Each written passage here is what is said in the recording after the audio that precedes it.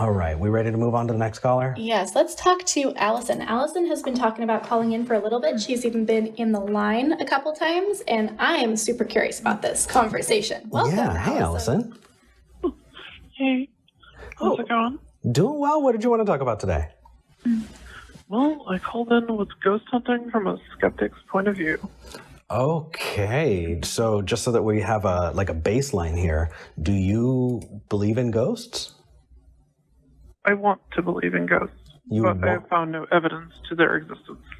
Okay. So, well, let's hear what you have to say first. What specifically about it did you want to talk about? Well, when I was little, I had an experience, and I didn't know what it was, but I was like 3 or 4 years old, so I can't really trust the memory. I thought I saw a ghost. Okay. That being said, it got me interested in the supernatural and ghost hunting and things. And I was being raised as a Catholic at the time, so it's like, well, I guess ghosts could exist if somebody could rise from the dead. So why not? And as I got older, I love ghost stories and Sure. Movies and stuff like that, horror movies and things. So it just kind of followed that I got into ghost hunting in like the early to mid 90s. Okay, I got to ask, what kind of tools do ghost hunters use? I've seen some weird stuff on. It's fun. Okay, everything they use on TV, don't use. Okay. Go in there with maybe a camera. You go with a video camera. Okay. GoPros are great, just so that you can see what you can record what you're seeing. Okay, so you're saying you went all that other stuff. They have no idea what they're doing with it. Okay. Well, it doesn't work like that. So we're referring to it, but it's not. It's still very nebulous.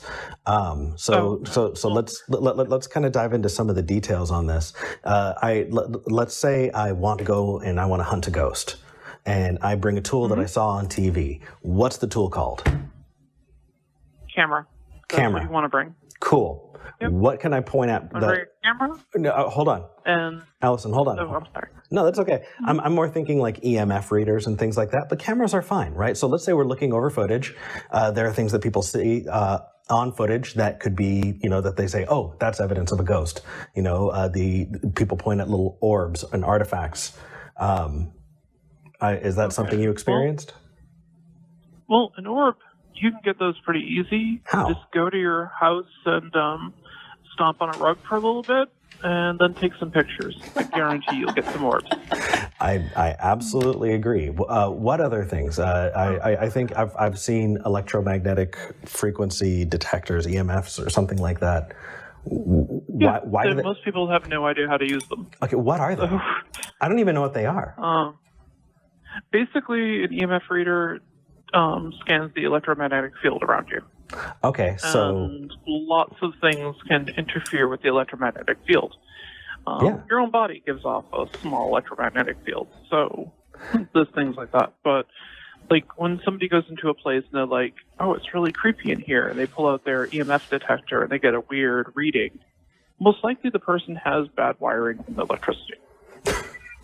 So how many years did you do this for?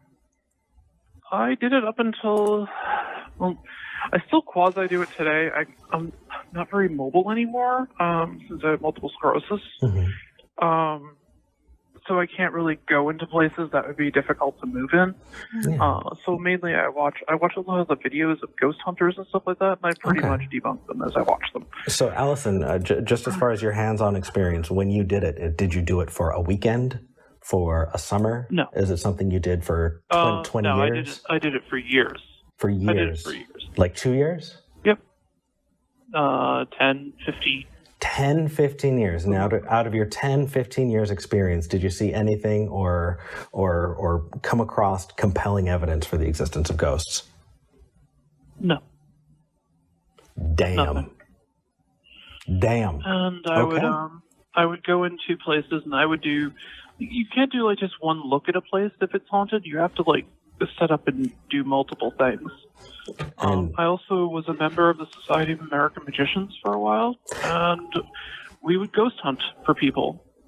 Magician You can't ghost trick a group hunting. of That's cool. Yeah. All right. Well, so as interesting as that is, I'm trying to pull through it. Kind of what we're the aim of the show is specifically talking to people about possible supernatural beliefs of theirs and why they believe them. Basically what it is. I mean, I want to believe in ghosts. I think it'd be cool. I do too. It'd be very dangerous if they're anything like in the Japanese horror movies. That'd be bad. That'd be cool. I agree. But I would love for you to call in about something you do believe in, because I don't want a lot of callers calling in to say I want to believe in heaven or something like that. I didn't really mean it like that. I meant it more as like things to look for people if they're like looking for ghosts and stuff. Got it. To look for. Okay, so let's zero in.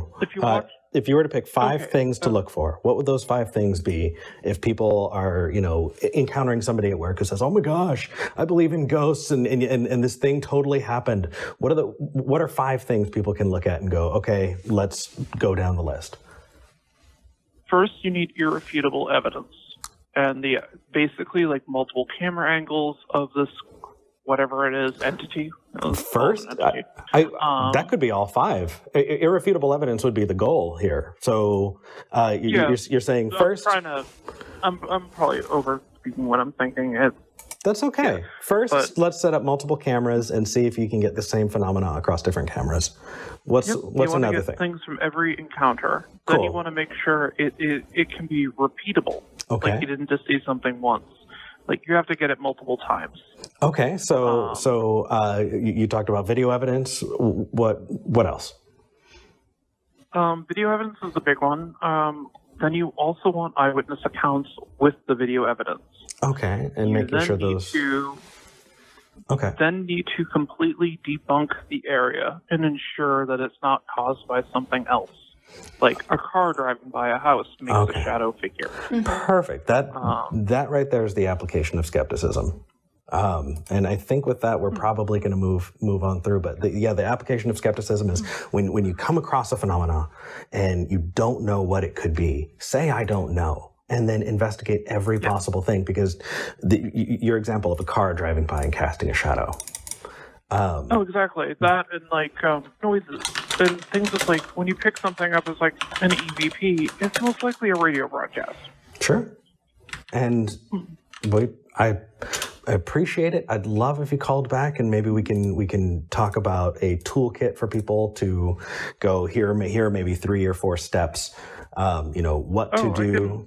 I can give a very easy toolkit. Bring a notebook and write everything down. Also, having a tape recorder or something to record your notes verbally, and have cameras just to visualize everything so you can review. Perfect. Cameras, don't fully trust your notebook, tape recorder, and don't fully trust your eyes. I like that. Sounds good. All right. Allison, thank you for calling in. Or Via, did you have? And going with the idea it's not haunted. Okay. Yep, that sounds good. Mm-hmm. Awesome. Well, thank you for calling in. Thanks so much, Allison. No problem. Have a good. You too. Oh my goodness. So I do want to point out, when we first moved into this house, the very first night we got the key. We were like, let's go back in the evening, pop a bottle of champagne, celebrate. We're so excited. Feel good about it. We get in, and there is something wrong. It feels unsettling. It feels unsettling. It feels unsafe. It feels like something is gonna happen. It's just you're kind of nauseous. Yeah. And I can totally understand how somebody would walk into that room and be like, the vibe is off. This might be a haunted place. Something bad happened here, And then we investigated a little bit, and it turns out that all of the lights were different colors, in every room, all of the bulbs. They were all different colors, all very dim. And then we looked closer, and all of the walls were painted slightly different colors. Not enough to be obvious, but just enough to throw you off. And so we changed out all the lights. We repainted, which took forever. Yeah. And the house felt fine. Yeah. So I love what Allison said. Go in with the assumption that it isn't haunted and see if you can disprove that. Because chances are it's something that your brain is registering that you can't hear yet or can't quite like determine or see. There's a thing there, sure. Is it a ghost? Probably not. Yeah.